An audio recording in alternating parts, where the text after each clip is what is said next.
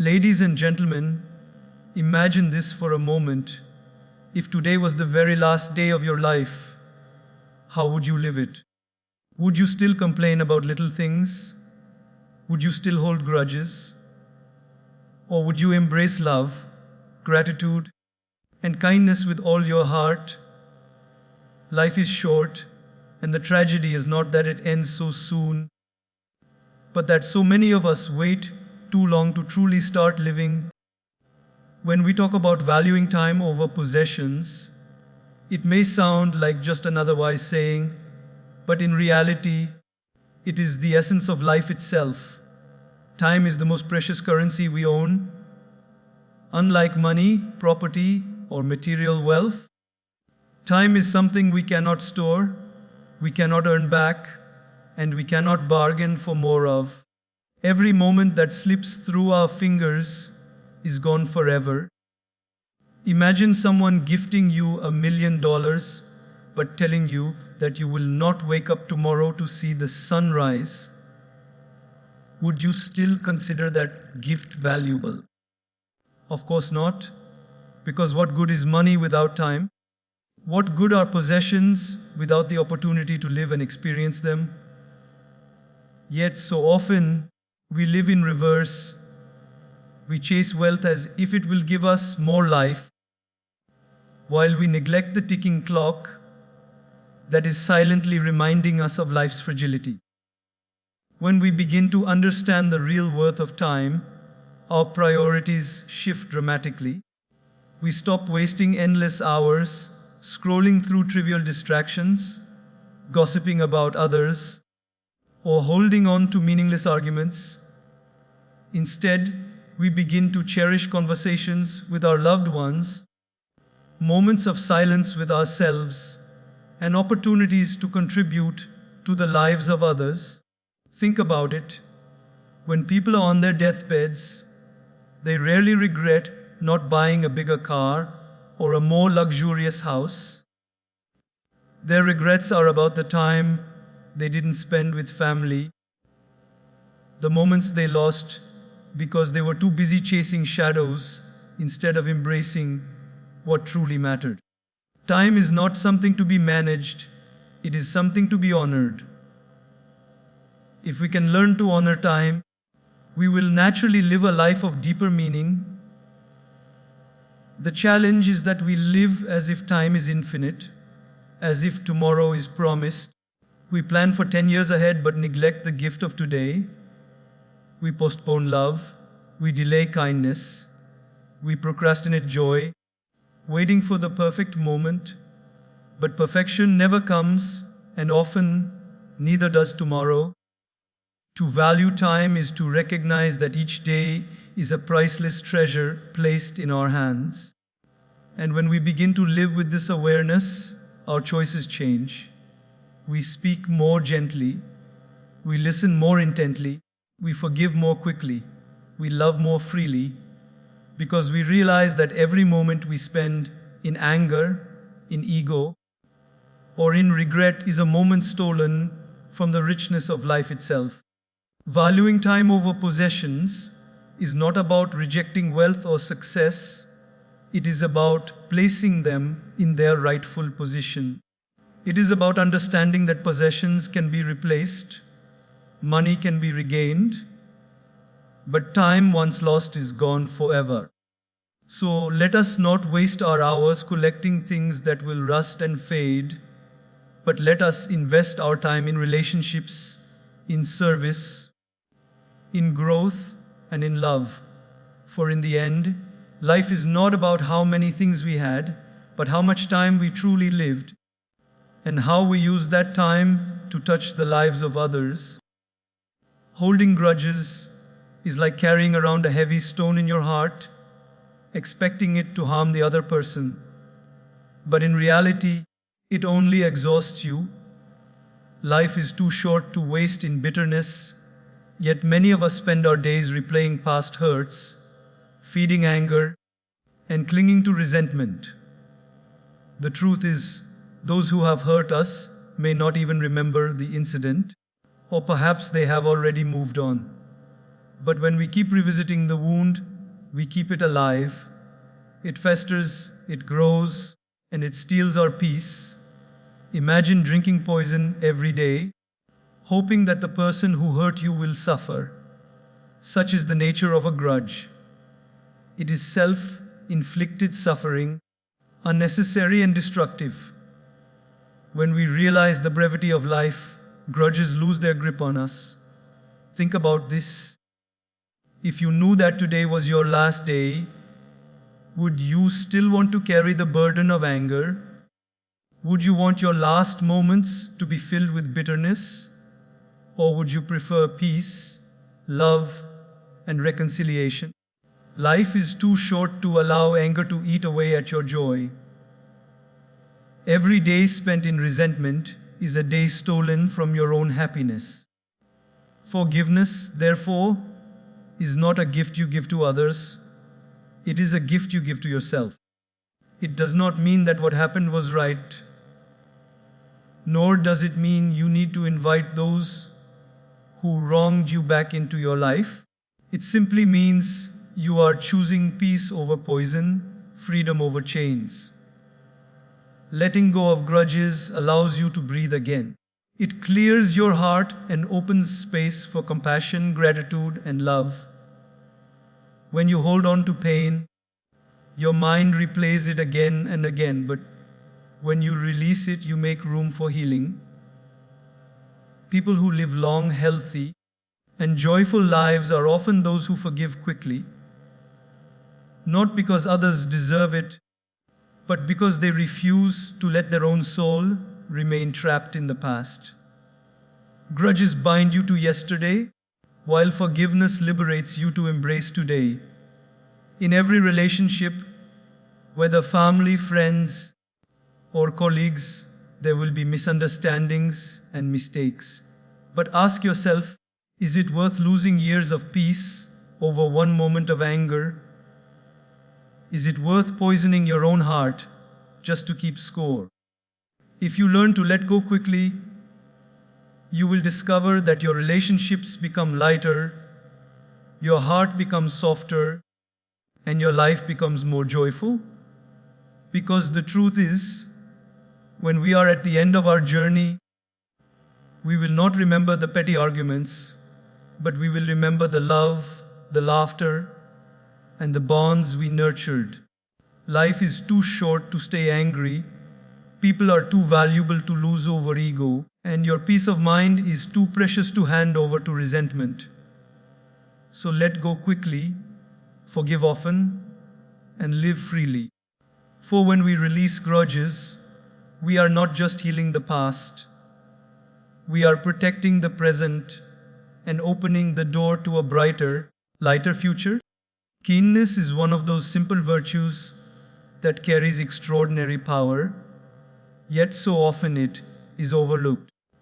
People sometimes mistake kindness for weakness, when in reality, it requires great strength to remain kind in a world that often pushes us toward impatience, anger, and indifference. Every act of kindness, no matter how small, carries the potential to change someone's entire day, and sometimes even their entire life. A smile, a gentle word, a helping hand, these are not grand gestures, but they can echo far beyond what we can see. Life is short, and what we leave behind are not the possessions we collect, but the impressions we create. And those impressions are shaped by how kind we have been. There is a saying that people may forget what you said or what you did, but they will never forget how you made them feel. That feeling is often the result of kindness. When we choose kindness daily, we are planting seeds in people's hearts. Some seeds grow immediately, making someone's day brighter. Others may lie dormant and sprout much later, when that person remembers your gesture at a time when they needed it most. Kindness is never wasted, even if it is not acknowledged. Sometimes the kind word you speak may be the very reason someone decides not to give up on themselves. Sometimes your small gesture may be the spark that reignites someone's hope. But kindness must be intentional. We cannot wait for the perfect opportunity to do something big. Life gives us countless little chances every single day to choose kindness over rudeness, compassion over judgment, patience over irritation. The driver who cuts you off in traffic, the cashier who seems distracted, the colleague who is short-tempered. These are all opportunities to respond with kindness instead of frustration. And the truth is, we never really know the battles someone else is fighting. The harsh words someone speaks may be coming from a place of deep pain. Your calmness, your gentleness, your kindness could be the light that helps them through their darkness. What makes kindness powerful is that it costs nothing yet enriches everyone involved. When you are kind, you not only uplift the other person, but you also uplift yourself. The act of giving kindness produces a warmth in the heart, a sense of fulfillment that material things cannot provide. It aligns you with the better version of yourself. And when kindness becomes a habit, you start to notice life changing in small but profound ways. Relationships become softer, strangers become friends, conflicts reduce, and peace begins to surround you, not because the world has changed, but because you have chosen to change how you respond to the world. Life is short, and the legacy of kindness outlives us. Think about the people we admire most in history, the ones we remember fondly. It is not their wealth or their possessions that made them unforgettable. It is their kindness, their compassion, their ability to care for others. That is why choosing kindness daily is not optional. It is essential, because when the end comes, no one will measure our lives by the trophies we collected or the money we stored, but by the kindness we shared, the love we spread, and the way we touched the hearts of those around us. Relationships are the real treasures of life, far more valuable than money, possessions, or accomplishments. When we strip away the titles, the achievements, and the things we cling to, what remains at the core of human existence is connection. No matter how successful you are, no matter how many accolades you earn, if you do not have people with whom you can share your joys and sorrows, life feels hollow. At the end of the day, we are not remembered for the projects we completed or the wealth we accumulated, but for the way we made others feel, the bonds we built, and the relationships we nurtured. Life is short, and if we fail to invest in relationships, we risk living a life filled with things, but empty of meaning. Think about it. So many people spend years climbing the ladder of success, only to realize at the top that they are standing alone. What good is a beautiful house if there is no warmth in it? What good is a table filled with food if no one sits beside you to share it? What good is wealth if there is no one who genuinely celebrates your success or comforts you in your failures? Investing in relationships means choosing to spend time, energy, and attention on people rather than things. It means listening without judgment, caring without conditions, and being present without distractions. Relationships require effort. Just as a plant withers when neglected, relationships too fade when we fail to water them with love, care, and understanding. In our busy lives, we often assume that the people we love will always be there, that we can get back to them later when things calm down. But the truth is, life doesn't guarantee us later. The calls we don't make, The hugs we postpone, the apologies we delay, they all add up to regrets when time runs out. Investing in relationships means prioritizing people now, not later. It means realizing that your child's smile, your parents' embrace, your friends' laughter, or your spouse's support are not interruptions to your life, they are life itself. And when we invest in relationships, we don't just bring joy to others, we enrich our own lives. A strong circle of relationships becomes a cushion during our falls, a mirror during our confusions, and a source of strength when we feel weak. True success is not standing at the top alone, it is reaching the top and finding people beside you who held your hand along the way. Real wealth is measured not in currency, but in the depth of your relationships. At the end of life, hospitals and graveyards are filled with people who once had dreams, ambitions, and possessions. But what people long for in those final moments is not another business deal, not another promotion, not another possession. It is the presence of loved ones, the comfort of relationships, the assurance that they were loved and that they loved in return. If life is short, then every second spent nurturing a relationship is never wasted, because those bonds are the only things that live beyond us in memories and hearts.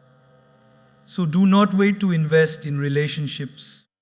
Say the kind word now, express your love now, spend time with those who matter now, because when the sands of time slip away, what will give you peace is not what you earned, but whom you cherished. Gratitude is one of the most beautiful attitudes a human being can cultivate, yet it is also one of the most neglected. So often, we look at what is missing in our lives and forget to cherish what is already present. We compare ourselves to others, measuring our worth against what they have, and in the process we overlook the blessings that quietly surround us each day.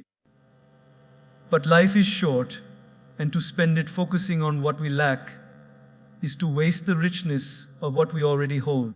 Gratitude transforms the ordinary into extraordinary because it shifts our perspective from scarcity to abundance. When you wake up in the morning, the very act of opening your eyes is a blessing. How many people slept last night but never got the gift of seeing a new day? The breath we take, the food on our table, the people who love us, these are things we take for granted until they are taken away. Gratitude is not about waiting for everything to be perfect. It is about recognizing the perfection in the midst of imperfection. A grateful person is not the one who has everything, but the one who finds joy in everything they have. Gratitude also has the power to change the atmosphere of our lives. A grateful heart is lighter, more peaceful, and more content. When you focus on what you have instead of what you lack, you begin to see life as a gift rather than a burden. Complaints drain energy, but gratitude renews it. A person who constantly complains may have everything, yet they feel empty. A person who practices gratitude may have little, yet they radiate contentment. Gratitude is a magnet for joy because it allows you to notice beauty in places where others see nothing. Moreover, gratitude strengthens relationships. When you express appreciation to others, you make them feel valued and loved. Think of how it feels when someone acknowledges your effort, thanks you sincerely, or appreciates the little things you do. That feeling binds hearts together. In the same way, when we cultivate gratitude for those around us, we create bonds of respect and affection. Too often we only express gratitude when it is too late, in farewells, in funerals, in loss. But life is too short to delay saying thank you. Gratitude spoken in the present strengthens the ties that give meaning to our lives. Gratitude also softens pain. Even in difficult times, if we can find something to be thankful for, we create hope. Every storm still has lessons. Every struggle still has hidden blessings. Gratitude doesn't deny pain, but it gives us the courage to face it without despair. Instead of asking, "Why me?" we begin to ask, "What can I learn?" That shift in perspective changes everything, because gratitude is the light that can shine even in the darkest of tunnels. When we practice gratitude daily, it becomes more than just a habit, it becomes a way of living. We stop waiting for big miracles and start noticing the small ones that happen every day.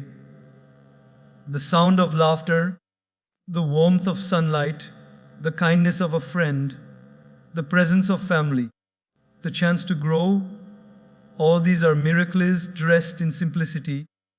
Gratitude teaches us that happiness is not found in chasing more, but in appreciating enough. So let us not waste our short time on earth in constant dissatisfaction. Let us open our eyes to the blessings that are already around us, and let us express our thankfulness to those who make our journey meaningful. For when we live with gratitude, every day becomes a gift, every moment becomes precious, and every breath becomes a reason to smile. Gratitude is one of the most beautiful attitudes a human being can cultivate, yet it is also one of the most neglected. So often, we look at what is missing in our lives and forget to cherish what is already present. We compare ourselves to others, measuring our worth against what they have, and in the process we overlook the blessings that quietly surround us each day. But life is short, and to spend it focusing on what we lack is to waste the richness of what we already hold. Gratitude transforms the ordinary into extraordinary because it shifts our perspective from scarcity to abundance. When you wake up in the morning, the very act of opening your eyes is a blessing. How many people slept last night but never got the gift of seeing a new day? The breath we take, the food on our table, the people who love us, these are things we take for granted until they are taken away.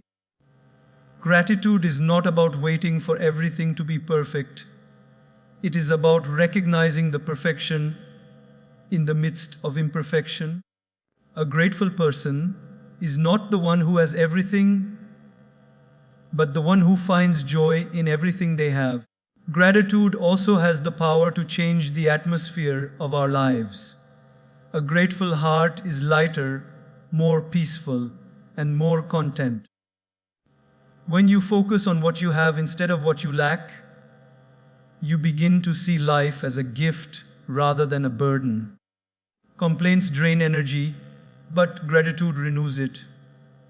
A person who constantly complains may have everything, yet they feel empty. A person who practices gratitude may have little, yet they radiate contentment. Gratitude is a magnet for joy because it allows you to notice beauty in places where others see nothing. Moreover, gratitude strengthens relationships. When you express appreciation to others, you make them feel valued and loved. Think of how it feels when someone acknowledges your effort, thanks you sincerely, or appreciates the little things you do. That feeling binds hearts together. In the same way, when we cultivate gratitude for those around us, we create bonds of respect and affection. Too often we only express gratitude when it is too late, in farewells, in funerals, in loss. But life is too short to delay saying thank you.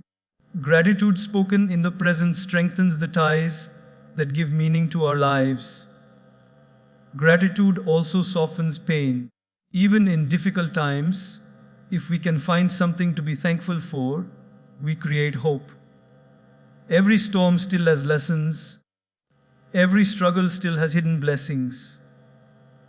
Gratitude doesn't deny pain, but it gives us the courage to face it without despair. Instead of asking, "Why me?" we begin to ask, "What can I learn?" That shift in perspective changes everything, because gratitude is the light that can shine even in the darkest of tunnels.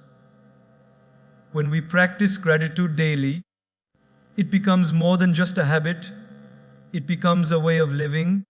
We stop waiting for big miracles and start noticing the small ones that happen every day. The sound of laughter, the warmth of sunlight, the kindness of a friend, the presence of family, the chance to grow, all these are miracles dressed in simplicity. Gratitude teaches us that happiness is not found in chasing more, but in appreciating enough. So let us not waste our short time on earth in constant dissatisfaction. Let us open our eyes to the blessings that are already around us, and let us express our thankfulness to those who make our journey meaningful. For when we live with gratitude, every day becomes a gift, every moment becomes precious, and every breath becomes a reason to smile. Forgiveness is one of the hardest things to practice, yet one of the most liberating gifts you can ever give yourself. We often think forgiveness is about the other person, as if we are doing them a favor by letting them off the hook. But in reality, forgiveness is about freeing your own heart from the chains of anger and resentment. Holding on to unforgiveness is like carrying a burning coal in your hand, hoping the heat will scorch the person who hurt you, but all it does is burn you slowly and painfully. Life is short, and to carry grudges for years is to waste precious moments that could have been lived in peace, joy, and love. When someone wrongs us, the pain is real. The betrayal, the insult, the wound, it all cuts deep. But reliving that pain over and over again by refusing to forgive is like pressing on a wound that could have healed. Forgiveness doesn't mean what they did was right, nor does it mean you should forget or allow the same harm to happen again. It simply means you refuse to let their action define your happiness. It is a conscious choice to stop being a prisoner of the past and to reclaim your present. Many people hold on to unforgiveness because they believe it gives them power, a sense of control, a form of justice. But in truth, it does the opposite. It keeps you tied to the very person who hurt you, allowing them to live rent-free in your mind and heart. Forgiveness, on the other hand, cuts that cord. It says, "You may have hurt me, but you will not control me. I choose peace over pain, freedom over bondage." That is true power. Think about how short life really is. Do we want to spend our limited time rehearsing old battles and repeating old hurts? Or do we want to live freely with hearts unburdened? At the end of our journey, no one wishes they had stayed angry longer. No one lies on their deathbed thinking, "I'm glad I never forgave." What brings peace in the end are reconciled hearts, released grudges, and the knowledge that we loved more than we hated. Forgiveness also has a ripple effect. When we forgive, we not only heal ourselves, but we inspire others to do the same. A forgiving heart can soften even the hardest relationships. It can break cycles of bitterness that might have lasted for generations. Children who grow up watching their parents forgive quickly learn that love is stronger than pride. Communities that learn forgiveness rise above conflict and begin to build bridges instead of walls. But forgiveness must be practiced often, not just in big moments of betrayal, but in small daily irritations. Someone cuts you off on the road, someone speaks harshly at work, someone forgets to keep a promise.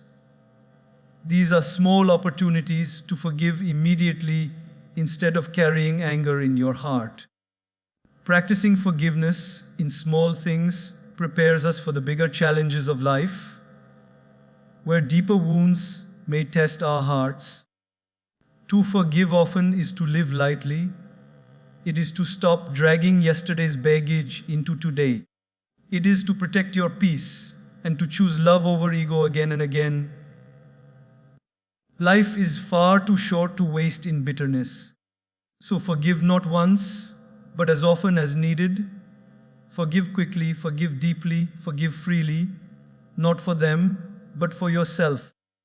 Because when your heart is free, your life becomes free. When we speak of living in the present, it sounds simple, and yet it is one of the hardest disciplines to master. We move through our days like travelers who keep looking at train timetables, while a magnificent landscape passes by the window unnoticed. Our minds habitually split into two, one part rehearsing the future, the other replaying the past, while the only place life happens is the tiny space between our next breath and the last. To truly live, we must learn to bring our whole self into that tiny space, our attention, our heart, our curiosity. That is where joy appears, uninvited and effortless.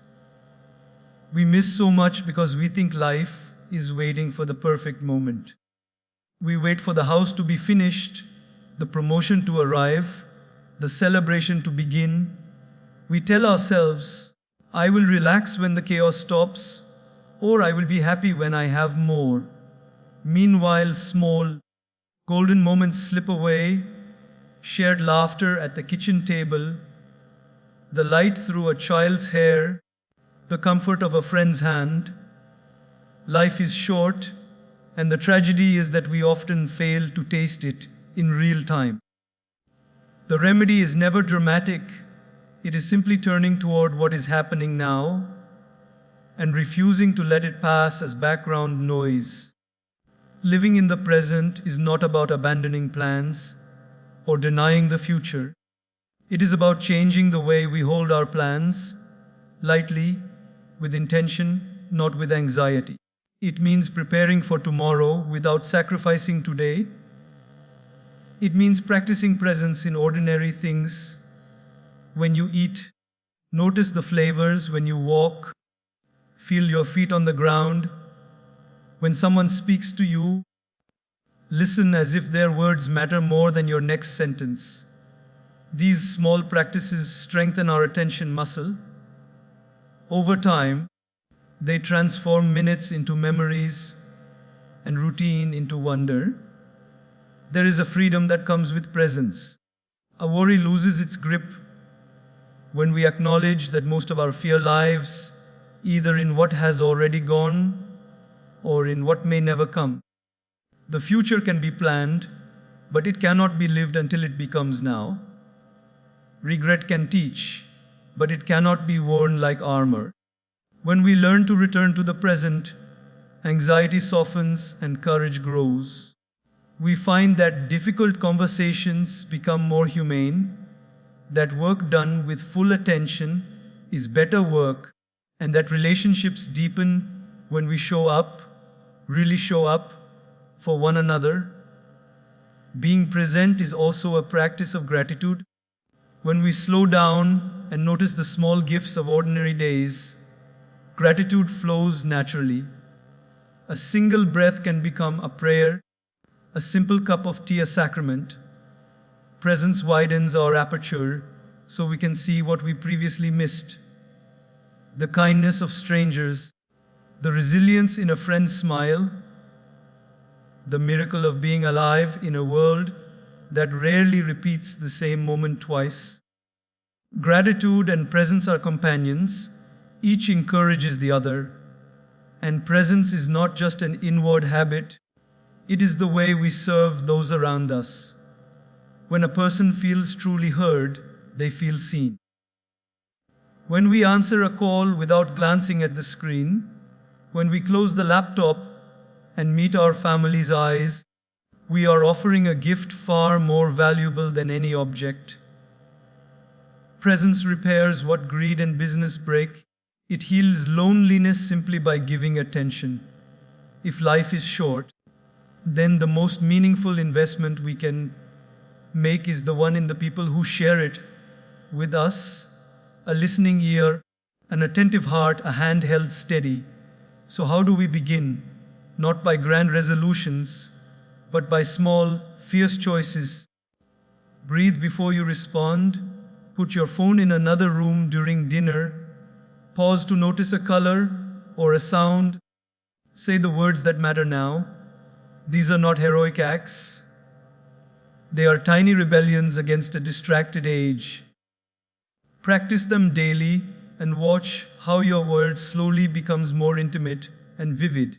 At the end of our days, we will not be asked how busy we were, how many tasks we completed, or how many possessions we amassed.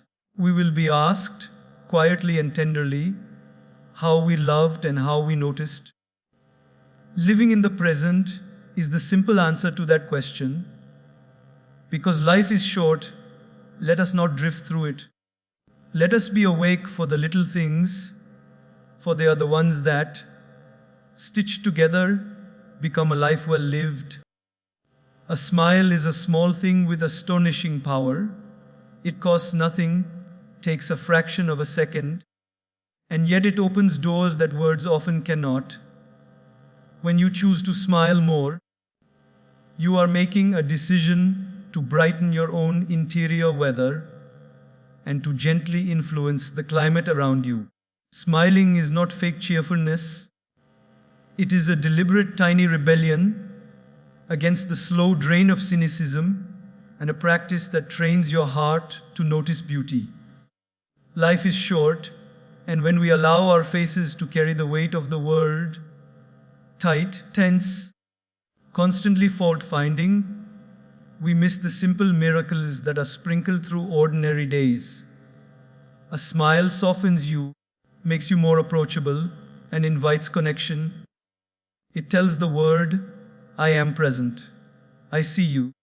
You matter. And that message, repeated often enough, becomes the quiet architecture of a life people want to be in. Complaining, by contrast, is habit forming in a dangerous way. It feels immediately satisfying, like releasing steam, but over time it rewires our attention to scan for flaws, annoyances, and injustices. When complaining becomes our default, it acts like a lens that permanently darkens a landscape that may still contain much light. People who spend a lot of time complaining are not just airing grievances. They are practicing pessimism the way an athlete practices a sprint. This practice shapes the neural pathways of our mind, making it easier to default to irritation when something small goes wrong. The irony is that complaining rarely changes the situation, it only changes our experience of it. In a short life, why trade the chance of ease and wonder for the bitter comfort of complaint?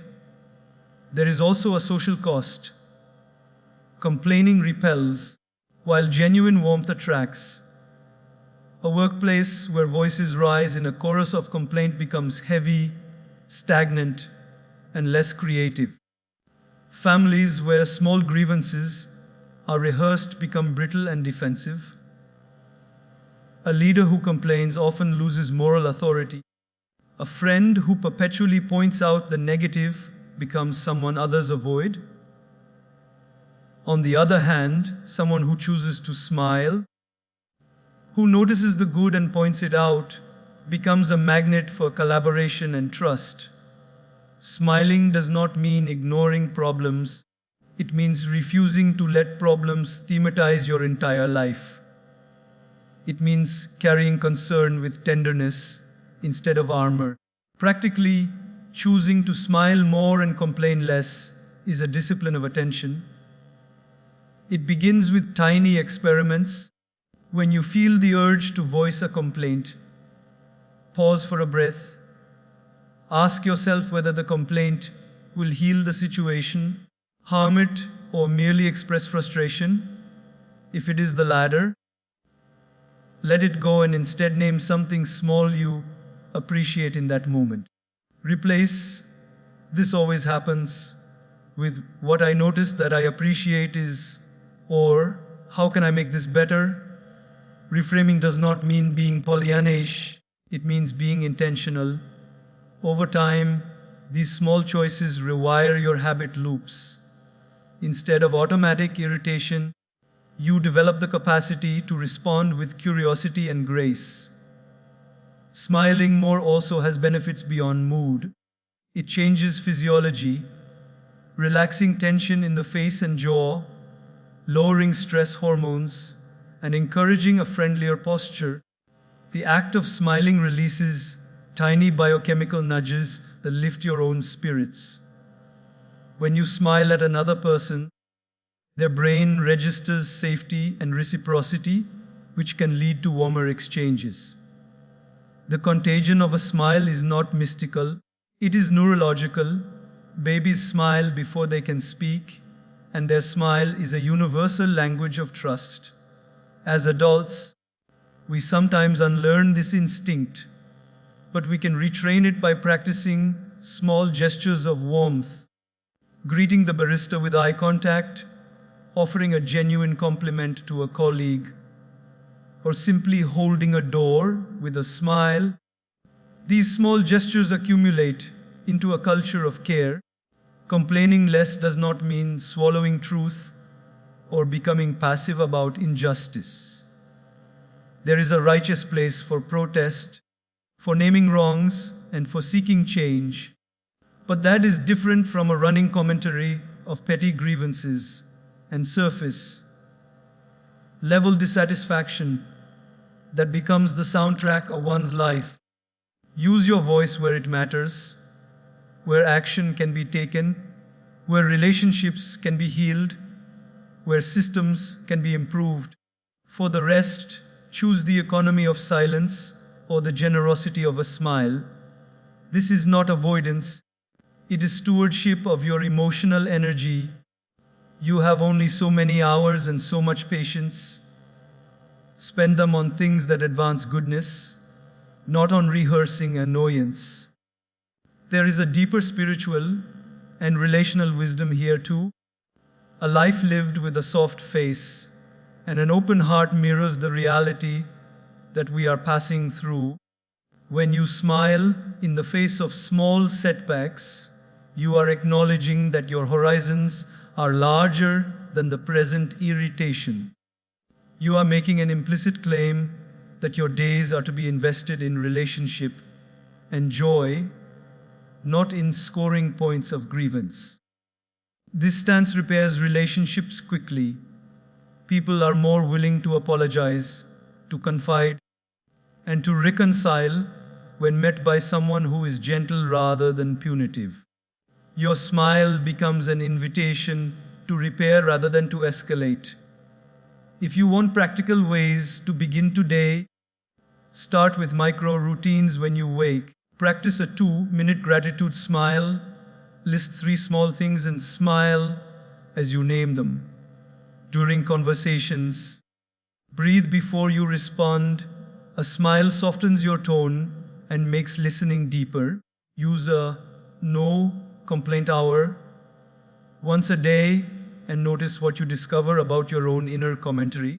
Keep a small jar and write one positive thing that happened each day. At the end of the week, read them and smile at the life you are living. These tiny practices are not magical fixes, but they are steady instruments of change.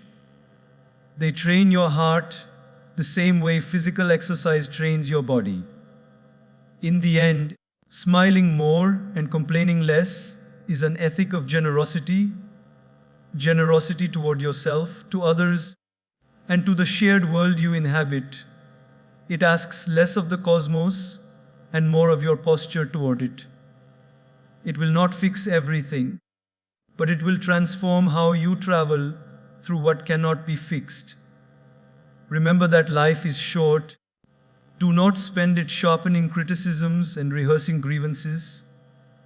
Instead, carry a lightness of face and a willingness to say, sometimes, thank you, I'm sorry, and how can I help? A smile is not trivial. It is a quiet act of courage and kindness that, over time, rewrites the shape of your days into something more luminous and humane.